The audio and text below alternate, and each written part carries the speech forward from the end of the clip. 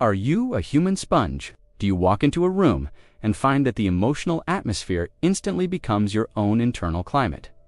Does a friend's anxiety begin to race in your own chest? Does a partner's sadness settle in your own bones? A heavy, unexplained grief. Do you leave social gatherings feeling utterly, inexplicably drained, as if you've run a marathon you don't remember signing up for? If you are nodding your head, then you know the strange, confusing, and often painful reality of feeling other people's emotions as if they were your own. People may have called you too sensitive. You may have even called yourself that. But this experience goes deeper than sensitivity. It is a profound and often overwhelming state of emotional and neurological openness.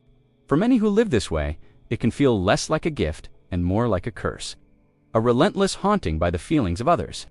Is this my anxiety, or am I just a radio receiver for the fears of the world? You are left constantly wondering, is this my sadness, or did I just pick it up from someone else? Today, we are going to explore this experience, not as a flaw, but as a finely tuned system. We will look at the beautiful, ancient wiring in your brain that allows for this deep connection and the painful story of how that wiring often becomes so overactive. This is a story about the science of your heart and the history of your survival. This is the story of the empath.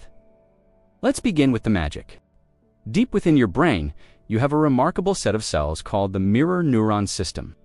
You can think of this as your brain's internal Wi-Fi, a built-in neurological network designed for connection and understanding. When you see someone smile, your mirror neurons fire in the same pattern as theirs, allowing you to experience a shadow of their joy. When you see someone wince in pain, your brain mirrors that experience, allowing you to understand their hurt on a visceral level. This is the foundation of human empathy.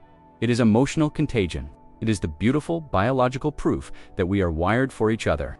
For most people, this system operates with a healthy subconscious firewall.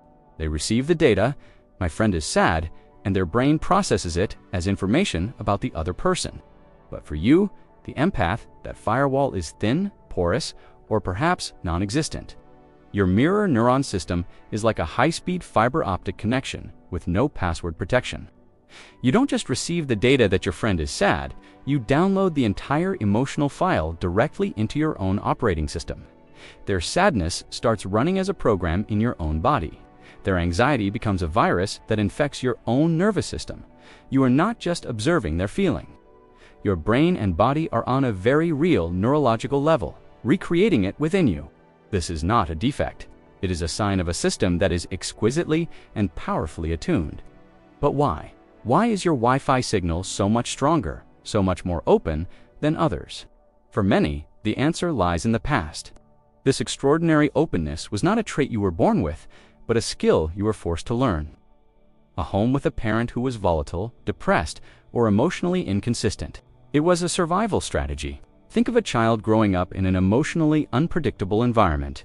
Their safety depended on their ability to read the atmosphere, to feel a parent's mood shifting before it became a storm.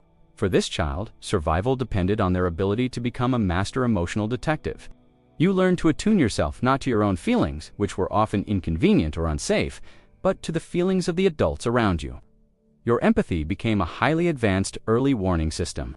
You learned to feel their anger before it was spoken, their sadness before it was shown.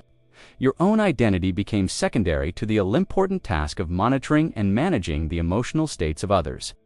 Or perhaps you were the parentified child, the one who had to become the emotional caretaker for your own caregivers. You were the little therapist, the wise old soul. You learned that your value was tied to your ability to absorb and soothe the pain of others. You became a professional sponge because that was your job.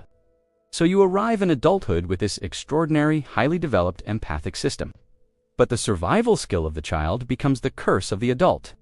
You were never given the password to your own Wi-Fi because you were never taught how to turn it off, and so you walk through the world not just open to, but actively scanning for and absorbing the emotional energy of everyone you meet. And this is where the curse takes hold. Carrying your own emotional load is the work of a lifetime. Carrying the emotional load of everyone around you is an impossible, unsustainable task. The first cost is profound emotional exhaustion and burnout.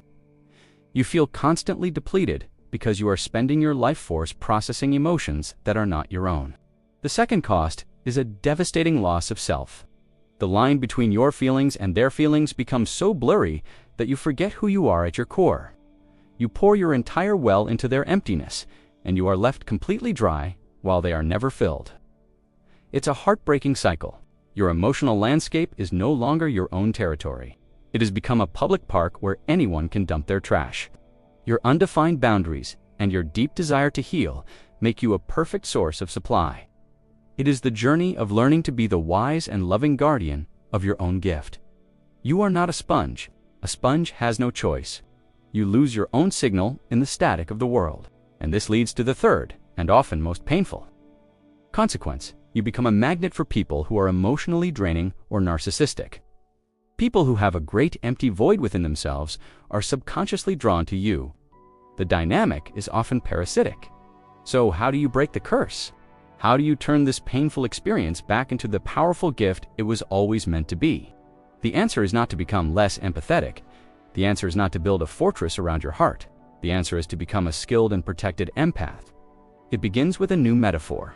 From now on, I want you to see yourself as a satellite dish. A satellite dish is incredibly sensitive. It can pick up signals from millions of miles away. But it does not absorb the signals. It receives the data, interprets it, and then lets it pass through. This is your new job. A boundary is not a wall. It is a filter. To feel someone's sadness, and instead of absorbing it, to be able to say, I am receiving the data that you are sad. I can understand it, but it is not mine to carry. This is the art of creating energetic boundaries. And it can be a verbal declaration, like, I can be here for you, but I cannot carry this for you. You must have daily practices to clear your system. This is non-negotiable. It is the conscious, moment-to-moment practice of discerning, this is mine and that is yours. It can be a visualization, like a gentle bubble of light around you. It can be a physical act, like taking a step back. And it requires the practice of energetic cleansing. For some, it's spending time alone, in silence. For others, it's being in nature. It might be through water, a shower, or a bath, visualizing the feelings of others washing away. You amplify it. It might be through journaling, getting the downloaded emotions out of your body and onto the page. You must find what works for you. You are not cursed. You were trained. You were trained to be a finely tuned instrument of perception to survive your environment. Now, as an adult, your job is to become the master of that instrument, not its victim. Your empathy is a superpower. It is the source of your incredible intuition, your deep capacity for connection, and your ability to heal. When you learn to protect it, you do not diminish this gift.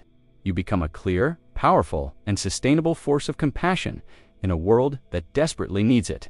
You stop being a sponge, drowning in the dirty water of the world, and you become a lighthouse.